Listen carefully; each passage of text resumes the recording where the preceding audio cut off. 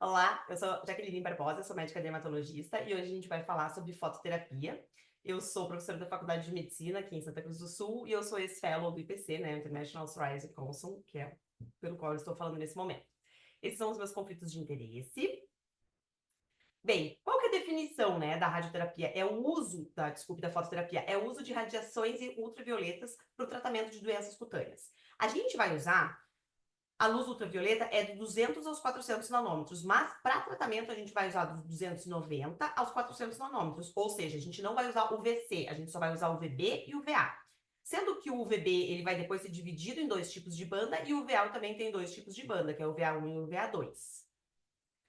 O UVB, ele tem baixa penetrância, ele vai atingir apenas a epiderme, os queratinócitos e as células de Langerhans. Já o UVA, ele vai penetrar mais profundamente, ele penetra até a derme, nos linfócitos dérmicos, fibroblastos, células endoteliais, mastócitos e granulócitos. Oh, sorry. A fototerapia promove 6 efeitos chaves. Quais são eles? Imunomodulação, apoptose, pigmentação da pele, um efeito antipruriginoso, um efeito antifibrótico e ainda um efeito pró e pré-biótico. Então, esses 6 efeitos são os efeitos chaves da fototerapia. Quando a gente fala fototerapia na psoríase, aí a gente vai falar sobre inibição de apresentação de antígeno através do acometimento, né, das células dendríticas, das células de Langerhans, a inibição, então, dos linfócitos T e a apoptose, a indução de apoptose desses linfócitos. Tudo isso levando, então, a uma inibição da síntese e uma diminuição desse processo pró-inflamatório, desses mediadores pró-inflamatórios. A fototerapia, quando a gente fala em UVA, tá, gente? Agora a gente vai falar UVA.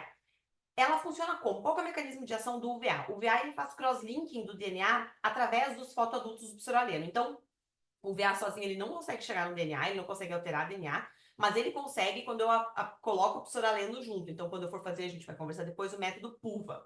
O que ele faz? Ele vai fazer a inibição da replicação do DNA, ele também faz depressão de células de Langerhans, ali na epiderme, um efeito imunossupressor na função de migração do linfócito T, e, o que é bem importante quando a gente fala de linfoma, e o UVA1 ele vai penetrar mais profundamente na derme, o que vai induzir uma colagenose superficial. E as citocinas dessa superficialidade ali, resultando no amolecimento, então, da rede esclerótica. Tratando, então, esclerodemias. A fototerapia PUVA é quando eu aplico ou oral ou tópico, eu dou um psoraleno para o paciente e coloco ele na luz ultravioleta A. O UVA ele não é absorvido pelo DNA, como eu tinha dito, e nem por muitas outras proteínas, mas ele é absorvido por porfirinas endógenas. Por isso que o VA1, que a gente vai falar depois, que funciona sem o psoraleno, ele funciona muito bem em algumas situações.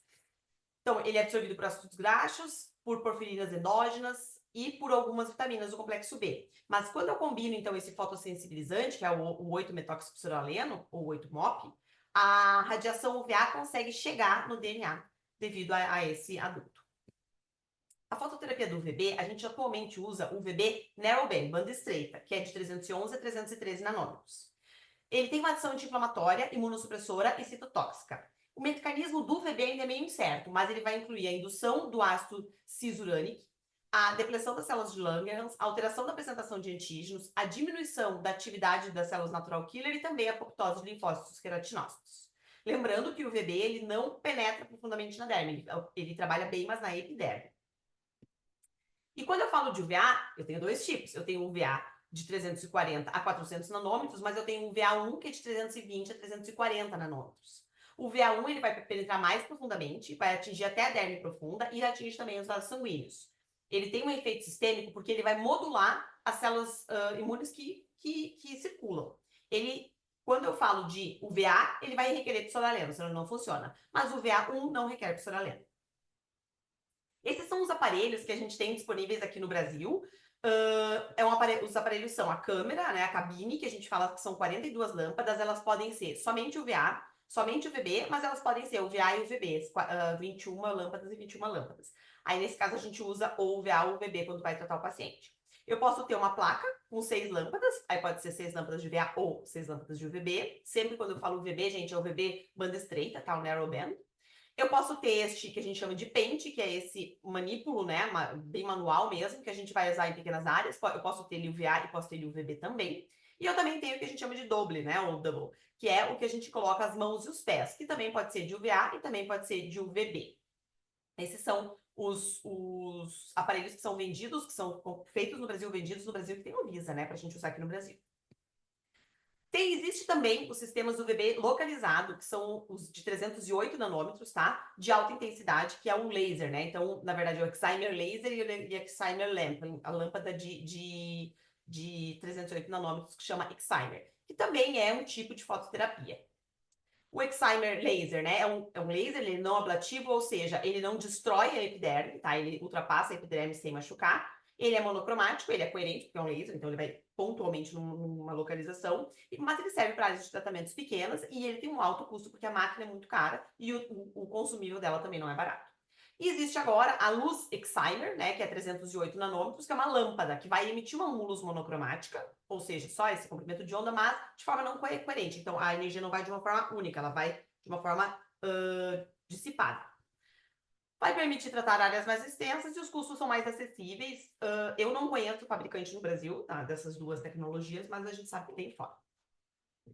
Quais são as indicações? A fototerapia, de uma forma geral, ela é indicada para tratar diversas doenças, tá? Psoríase, vitiligo, dermatite atópica, esclerodermia, micose fungoide, prurigo nodular, erupção polimorfa luz, urticária solar, o prurido urêmico, que funciona bem no prurido, a gente falou sobre isso antes, e líquen planus generalizado, mastocitose, granuloma anular generalizado, diversas outras doenças. Quais são as contraindicações da fototerapia? Uma vez que eu sei as indicações, quais são as contraindicações? Então, assim, basicamente, antecedentes que cursem com alguma fotossensibilidade. Xeroderma pigmentoso, lúpus, cutâneo sistêmico, cutâneo lúpus sistêmico, dermatomiosite, porfiria, o uso de alguns fármacos fotossensibilizantes, como, por exemplo, tetraciclina, sulfonamidas, quinolonas, alguns antifúngicos, diuréticos tiazídicos, amiodarona, antecedente pessoal de melanoma, e história pessoal de câncer de pele e não melanoma. Especialmente se eu for falar de pacientes que têm ou um fotodano bem importante, ou pacientes que têm síndrome como de Lynch e síndrome de Gorlin. Como é que funciona no dia a dia, né? Tudo muito lindo, a gente fala um monte, mas como é que é no dia a dia para a gente falar, eu vou encaminhar um paciente para fototerapia? Como é que é a vivência desse paciente? Como é que funciona uma clínica de fototerapia? Então, primeiro existe a preparação, que eu falo, né, que é o aparelho. Então, o aparelho, seja ele o pente, seja ele o doble, seja ele a câmera, seja ele a placa, ele tem que ser medida a radiância dessa máquina, que é medida por um radiômetro específico, regularmente deve ser feito, ou quando houver alguma queima de alguma lâmpada, porque a gente tem que trocar a lâmpada, tem que trocar todas as lâmpadas na mesma localização e fazer de novo a medida da radiância. Porque é essa radiância que vai me dizer qual que é a potência daquela máquina específica. E é com essa potência, com essa radiância, que eu vou calcular a dose a ser irradiada para cada paciente, conforme cada protocolo. E conforme a doença do paciente. Cada máquina, então, vai ter a sua potência específica. Então, o tempo de tratamento específico para a doença e o fototipo do paciente. Isso é interessante porque muitas vezes o paciente fala assim, eu estava em tantos minutos e agora diminuiu o meu tempo. Como assim, irmão? Se mudou a lâmpada, se a gente teve que trocar as lâmpadas, aumentou a radiância, aumentou a potência, eu vou ter que diminuir o tempo, senão eu vou queimar o paciente. É muito interessante que os pacientes às vezes não entendem isso. Da mesma forma, se a gente tem uma grande clínica de fototerapia com várias câmeras, o mais interessante é o paciente usar uma cabine única sempre. Mas se acaba ele tendo que trocar de cabine, muda o tempo, porque cada cabine tem a sua radiância. E a gente tem que ter, além da máquina, além de todo esse preparo, a gente tem que ter o dermatologista, que é o fototerapeuta responsável. Ele vai ser responsável pela avaliação e seguimento da terapia daquele paciente e o cálculo de tempo e dose de terapia. E ele é o responsável técnico pelo aparelho e o seu uso frente aos órgãos regulatórios, né? Então, o dermatologista fototerapeuta é aquele quem vai assinar me fugiu o termo agora, mas assina lá a responsabilidade técnica daquele aparelho e daquela clínica de fototerapia. Quando a gente fala em fototerapia para psoríase, então, como eu disse, tem os protocolos. Nesse caso aqui, um protocolo de PUVA para psoríase da Sociedade Americana de Dermatologia, da National Psoriasis Foundation, mostrando a dose de UVA e aqui considerando o fototipo. Então, com quanto eu começo, dependendo do fototipo, com quanto eu aumento por sessão e qual é a dose máxima para cada paciente. Então, tendo a dose da máquina, eu olho o fototipo do paciente, mais o outro dado que é a dose inicial, né, que esse paciente vai usar, no caso, curva para psoríase, e aí eu faço o cálculo do tempo do paciente naquela máquina. E eu tenho a preparação do paciente, então, o fototerapeuta, que é o dermatologista responsável por aquela máquina, né, vai ter que avaliar o paciente sobre possíveis contraindicações, como a gente conversou antes, né? Doenças fotossensibilizantes, uso de medicamentos fotossensibilizantes, orientações quanto à exposição solar e os riscos inerentes, ou seja, eu explico para os pacientes assim, eu sou fototerapeuta, eu já estou te dando sol pela máquina, então, idealmente, que você se proteja muito do sol na rua, especialmente se o paciente faz PUVA, tá? Faz o método psoraleno e UVA, porque ele segue fotossensível. Se faz UVB, não é o caso de seguir fotossensível, mas a gente tem que economizar no sol, digamos assim. E orientações quanto ao uso de medicamentos fotossensibilizantes, né? De novo, a gente vai falar sobre eles daqui a pouquinho. O uso de óculos de proteção sempre e durante o tratamento, mas também o uso de óculos solares, especialmente, novamente, se o paciente for fazer PUVA, tá? Porque ele pode ter problema de retina. Proteger áreas não doentes, então a gente só vai expor a radiação naquelas áreas, a fototerapia, aquelas áreas que são, de fato, doentes, né? O que não precisa a gente não vai expor. E o uso do protetor solar, né? Quando a exposição solar sempre vai ser orientado, de novo, porque ele já recebe uma energia do tratamento. Aqui dando um exemplo de alguns fármacos sensibilizantes, tem uma lista gigantesca, mas são algumas coisas que o paciente muitas vezes usa, né? Captopril, furosemida, às vezes, explico sempre, se for usar algum antibiótico, nos informe. A gente tem que saber qual antibiótico está usando, porque algum pode ser, de fato, fotossensibilizante. Isotretinoína, alguns antidepressivos também. Então, isso a gente sempre tem que conversar bem com o paciente, deixar claro que ele tem que nos informar se ele estiver usando, mesmo que ocasionalmente, né? Ah, eu tive uma dor de cabeça e tomei uma medicação. Bom, a gente tem que saber o que tu tomasse. E sobre o uso de tratamento concomitante, né, para psoríase? Então, assim, desculpe, vamos primeiro falar da terapia. A terapia funciona em ciclo. Então, cada fototerapia, cada ciclo tem 20 sessões. Não adianta o paciente fazer uma sessão ou 2 sessões, ele não vai ver resultado. O resultado a gente espera no mínimo tempo de resposta para psoríase por 20 sessões, no mínimo. Então, ele deve fazer de 2 a 3 vezes por semana. Se for um intervalo maior, uma vez por semana, ele não vai ter resultado. Idealmente, 3 vezes na semana, de forma não consecutiva. Então, segunda, quarta, sexta, por exemplo. E o tempo de máquina, mais ou menos, gente. Às vezes começa ali, uma máquina boa, nova, que a gente fala com lâmpada nova, 30 segundos e vai aumentando devagarinho até, dependendo da máquina, de novo, 12, 15, 20 minutos. Muitas vezes menos, 8 minutos. E a quantidade máxima de sessões? Bom, se fala em UVA, né, PUVA, máximo de 200 sessões, e no UVB já tem um relato de 2.000 sessões e um questionamento sobre se existe um número que seja...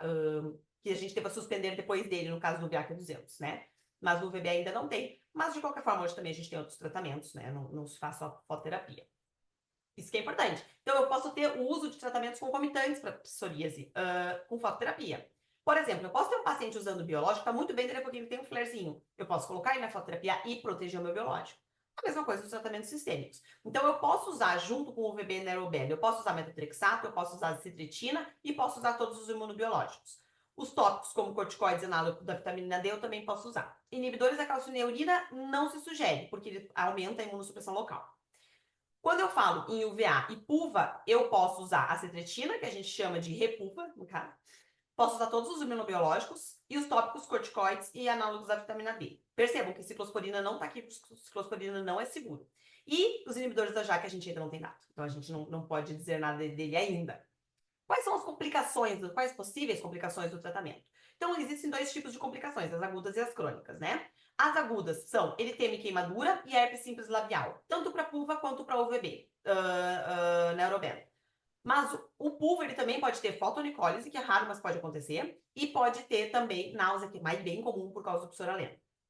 E, cronicamente, quais são as complicações? No caso do VB Neuroben, fotoenvelhecimento e aumento do risco de câncer de pele não melanoma é algo questionável, tá? Não é ainda uma coisa que se tenha, assim, certeza absoluta. E no PUVA, assim, ali a gente tem o fotoenvelhecimento, o aumento do risco de câncer de pele não melanoma e o aumento do risco de catarata por causa do psoraleno, porque ele vai fazer fotossensibilidade ocular. Então, os óculos de proteção no tratamento e a obrigatoriedade do uso de óculos de sol fora do tratamento é imprescindível. E a eficácia. Como é que funcionaria a eficácia do tratamento para psoríase? Então, aqui mostrando só esse trabalho do Dr. Augustin aqui, que é da revista alemã de dermatologia, que é um trabalho relativamente recente, mostrando que o VB tem de 50% a 75% de paz em 75, em 4 a 6 semanas, e o VB e o PUVA tem 75% a 100% de paz em 75, de 4 a 6 semanas. Qual que é o problema, né, da fototerapia no Brasil? Fototerapia no Brasil, o problema é porque é muito difícil a gente ter clínicas de fototerapia. Nosso maior problema aqui é a indisponibilidade.